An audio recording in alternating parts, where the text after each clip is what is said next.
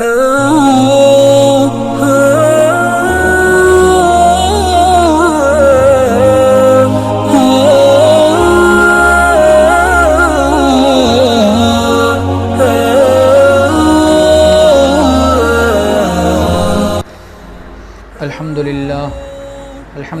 رب العالمین والصلاة والسلام علی سید الانبیاء والمرسلین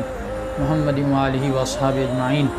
اما بعد فاعوذ باللہ من الشیطان الرجیم بسم اللہ الرحمن الرحیم انما یرید اللہ لیذہب عنکم الرجس اہل البیت ویطہرکم تطہیرا صدق اللہ مولانا العظیم وبلغنا رسولہ النبی الکریم الامین الرؤوف الرحیم اللہم رب اشرح لی صدری ویسر لی امری واحلل عقدۃ من لسانی یفقہوا قولی اللہم ربنا افتح علینا حکمتک وانشر علینا رحمتک یا ذا الجلال والاکرام۔ آج جیسا کہ آپ حضرات جانتے ہیں 10 روزہ محفل محرم الحرام کی یہ 5ویں نشست ہے جو آج ہم کر رہے ہیں۔ پہلی 2 نشستوں میں ہم نے نبی کریم صلی اللہ علیہ وسلم کی ذات بابرکات کے حوالے سے مختصراً گفتگو پیش کی تھی۔ دوسری 2 نشستوں میں ہم نے حضرت سیدنا مولا کائنات علی مرتضیٰ رضی اللہ تعالیٰ عنہ کے حوالے سے آپ کے سامنے گفتگو کی تھی۔ آج جس شخصیت کے بارے میں ہم آپ کے سامنے معروضات پیش کریں گے وہ حضرت سیدہ فاطمۃ الزہرا بنت رسول زوج علی مرتضیٰ اور والدہ حسنین کریمین ہیں۔ آپ حضرات جانتے ہیں کہ آپ کے فضائل بے شمار ہیں۔ سب سے بڑی فضیلت جو آپ کو حاصل ہے وہ یہ ہے کہ آپ نبی مکرم صلی اللہ علیہ وآلہ وسلم کی صاحبزادی ہیں۔ آپ صلی اللہ علیہ وسلم حضرت فاطمہ سے اس قدر محبت فرماتے تھے کہ آپ صلی اللہ علیہ وسلم نے ارشاد فرمایا فاطمۃ بضعۃ منی، فاطمہ میرے جگر کا ٹکڑا ہے، اور ساتھ ہی فرمایا کہ جو چیز اس کو خوش کرتی ہے وہ مجھے بھی خوش کرتی ہے، اور جو چیز میری بیٹی فاطمہ کو تکلیف دیتی ہے وہ مجھے بھی تکلیف دیتی ہے۔ آپ رضی اللہ تعالی عنہ نبی کریم صلی اللہ علیہ وسلم کی لاڈلی صاحبزادی ہیں۔ آپ رضی اللہ تعالی عنہ کے بارے میں نبی کریم صلی اللہ علیہ وسلم نے ارشاد فرمایا ان ملکن استاذن اللہ فی زیارتی، اللہ تبارک و تعالی کی بارگاہ میں ایک فرشتے نے میری بارگاہ میں حاضری کے لیے اجازت مانگی۔ فبشرنی ان فاطمہ سیدۃ نساء امتی، اور وہ فرشتہ جب آیا تو اس نے مجھے خوشخبری دی کہ بے شک فاطمہ میری امت کی عورتوں کی سردار ہیں۔ وان الحسن والحسین سیدہ شباب اہل الجنہ، اور فرمایا اس فرشتے نے مجھے یہ بھی کہا کہ حسن اور حسین جو فاطمہ کے بیٹے ہیں یہ دونوں جنت کے جوانوں کے سردار ہیں۔ اور حضرت عائشہ صدیقہ طیبہ طاہرہ ام المؤمنین فرماتی ہیں ما رأیت احدا کان اشبہ کلاما وحدیثا برسول اللہ صلی اللہ علیہ وسلم، کہ میں نے کسی شخص کو نبی کریم صلی اللہ علیہ وآلہ وسلم سے کلام میں گفتگو میں اتنا زیادہ مشابہ نہیں دیکھا جتنا میں نے فاطمہ کو نبی کریم صلی اللہ علیہ وآلہ وسلم کا گفتگو میں اور کلام میں مشابہ دیکھا ہے۔ اور حضرت عائشہ ہی روایت کرتی ہیں وکانت اذا دخلت علیہ، اب حضور کی حضرت خاتون جنت فاطمۃ الزہرا سے محبت کا آپ اندازہ فرمائیں کہ حضرت عائشہ ام المومنین فرماتی ہیں اذا دخلت علیہ، جب حضور کی بارگاہ میں حضرت سیدہ فاطمۃ الزہرا حاضری دیتی قام الیہا، نبی کریم صلی اللہ علیہ وسلم اپنی بیٹی کے استقبال کے لیے کھڑے ہو جاتے، اور فرمایا فقبلہا، حضرت عائشہ فرماتی ہیں صرف کھڑے ہی نہیں ہوتے، نبی کریم صلی اللہ علیہ وسلم اپنی صاحبزادی کو بوسہ دیتے، ورحب بہا، اور فرمایا اپنی بیٹی کو مرحبا مرحبا کہہ کر استقبال کیا کرتے تھے،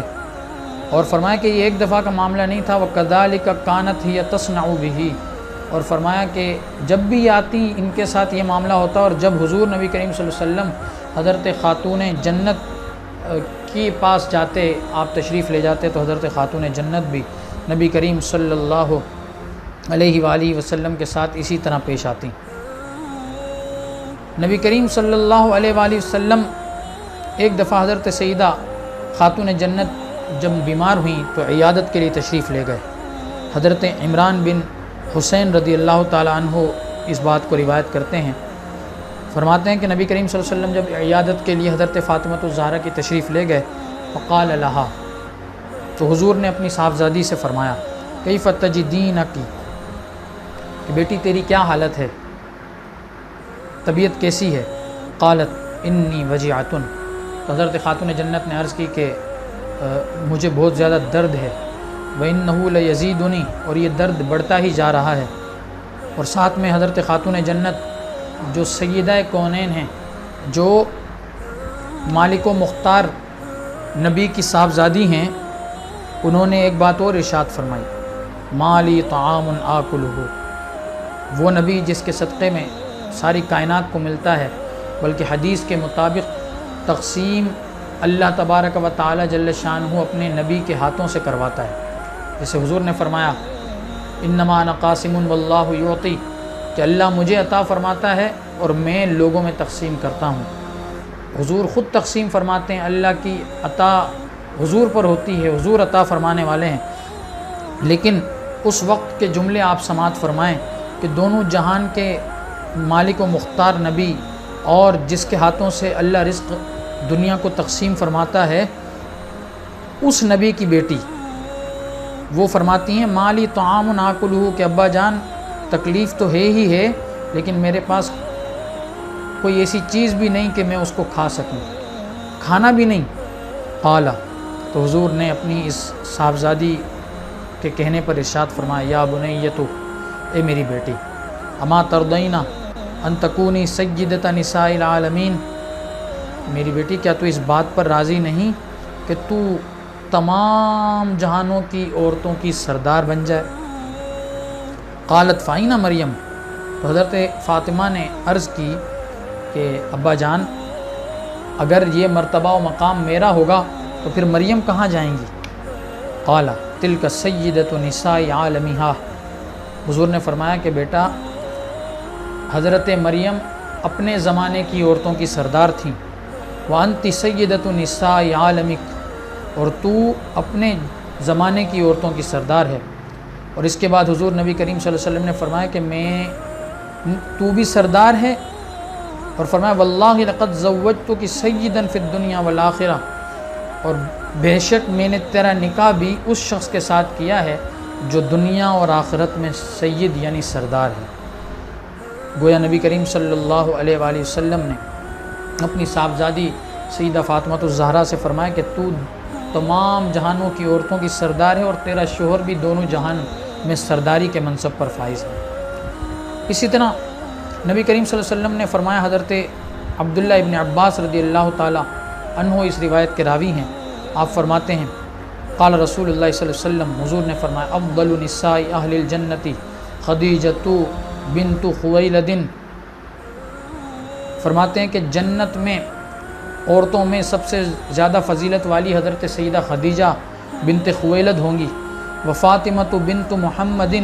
اور حضرت سیدہ فاطمہ جو نبی کریم صلی اللہ علیہ وسلم کی صاحبزادی ہیں وہ ہوں گی، وہ مریم، اور مریم ہوں گی، وہ آسیہ، اور آسیہ ہوں گی جو فرعون کی بیوی تھیں۔ یہ چار عورتیں جنت میں بھی جنتی عورتوں کی سردار ہوں گی۔ حضرت امام ترمذی نے اپنی کتاب جامع الترمذی میں ایک حدیث نقل کی ہے جو کہ حضرت سیدہ عائشہ الصدیقہ رضی اللہ تعالی عنہا سے مروی ہے، انہا قیل لہا، حضرت عائشہ رضی اللہ تعالی عنہا سے کہا گیا، ای الناس کان احب الی رسول اللہ صلی اللہ علیہ وآلہ وسلم، حضرت عائشہ سے پوچھا گیا کہ وہ کون سا انسان ہے جو نبی کریم صلی اللہ علیہ وسلم کے نزدیک سب سے زیادہ محبوب ہے؟ قالت فاطمۃ من قبل النساء، حضرت عائشہ نے اس پوچھنے والے کو جواب دیا کہ عورتوں میں نبی کریم صلی اللہ علیہ وآلہ وسلم کو سب سے زیادہ محبوب اپنی بیٹی فاطمہ تھی۔ ومن الرجال زوجہا، اور ساتھ ہی حضرت عائشہ نے فرمایا کہ مردوں میں نبی کریم صلی اللہ علیہ وآلہ وسلم کو سب سے زیادہ محبوب حضرت فاطمہ کے شوہر حضرت علی تھے۔ اور اسی طرح نبی کریم صلی اللہ علیہ وآلہ وسلم نے ان سے اپنی محبت کا اظہار فرماتے ہوئے ایک حدیث میں ارشاد فرمایا، انا سلم لمن سالمتم، حضرت فاطمہ سے، حضرت علی سے، حضرت امام حسن و حسین، ان چاروں سے فرمایا اما انا سلم لمن سالمتم، کہ جس سے تمہیں سلامتی پہنچے گی، فرمایا میں بھی اس کے لیے سلامتی ہوں۔ فرمایا وحرب لمن حاربتم، اور جو تم سے جھگڑا کرے گا، فرمایا میرا بھی اس سے جھگڑا ہے۔ یعنی اب آپ اندازہ کریں، گویا ان سے محبت کرنا اللہ کے نبی سے محبت کرنا ہے، اور ان سے جھگڑنا، ان کے بارے میں برائی کرنا اللہ کے نبی صلی اللہ علیہ وآلہ وسلم سے گویا برائی کرنا ہے، اور اللہ کے نبی صلی اللہ علیہ وسلم سے جھگڑا کرنا ہے۔ اسی طرح نبی کریم صلی اللہ علیہ وآلہ وسلم نے ایک مقام پر ارشاد فرمایا، لا یبغضنا اہل البیت، اہل بیت بالخصوص اہل کسا، یہ اہل بیت کا سب سے بڑھ کر تمام ہی کے نزدیک بالکل متفق طور پر مصداق ہیں۔ اور نبی کریم صلی اللہ علیہ وسلم نے جب آیت تطہیر نازل ہوئی تھی تو اس وقت انہی 4 لوگوں کو اپنے ساتھ چادر میں لیا تھا اور فرمایا اللہم ہؤلاء اہل بیتی، کہ یہ میرے اہل بیت ہیں۔ خاص اہل بیت مصطفیٰ صلی اللہ علیہ وسلم میں حضور کی ازواج بھی شامل ہیں، حضور کی دیگر صاحبزادیاں بھی شامل ہیں، حضور کے دیگر رشتہ دار بنو ہاشم بھی شامل ہیں اور بنو عباس بھی شامل ہیں۔ تو لیکن بالخصوص جو اہل بیت کا مصداق ہیں وہ یہ 4 افراد ہیں، حضور کو ملائیں تو 5 بنتے ہیں، انہی کو پنجتن پاک کہا جاتا ہے۔ تو حضور نبی کریم صلی اللہ علیہ وسلم نے ارشاد فرمایا لا یبغضنا اہل البیت احد، کہ ہم اہل بیت سے جو بغض رکھے گا الا ادخلہ اللہ النار، تو حضور نے فرمایا جو بھی ہم سے بغض رکھے گا اللہ تعالیٰ اس کو جہنم میں داخل کر دے گا۔ یہ نبی کریم صلی اللہ علیہ وسلم کا واضح فرمان ہے۔ گویا ان کی محبت کو اللہ کے نبی صلی اللہ علیہ وسلم نے تمام مسلمانوں کے لیے لازم قرار دیا ہے، اور ان کی محبت گویا جنت میں جانے کی ضمانت قرار دی گئی ہے۔ تو جو ان سے محبت کرے گا اور کرتا رہے گا، وہ نبی کریم صلی اللہ علیہ وسلم کے فرمان کے مطابق جہنم سے بچ جائے گا۔ اور نبی کریم صلی اللہ علیہ وآلہ وسلم نے اپنی انہی صاحبزادی کے بارے میں یہ بھی ارشاد فرمایا ہے کہ میری بیٹی فاطمہ کا نام فاطمہ اس لیے ہے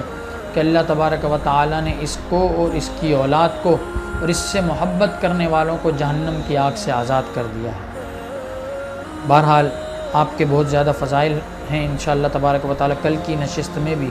ہم ان فضائل کے بارے میں کچھ مزید گفتگو کریں گے۔ اللہ تبارک و تعالیٰ ان کی برکتیں اور ان کا فیضان ہمیں نصیب فرمائے، اور ان کے صدقہ و فعل اللہ تبارک و تعالیٰ ہماری بخشش فرمائے۔ وآخر دعوانا ان الحمد للہ رب العالمین۔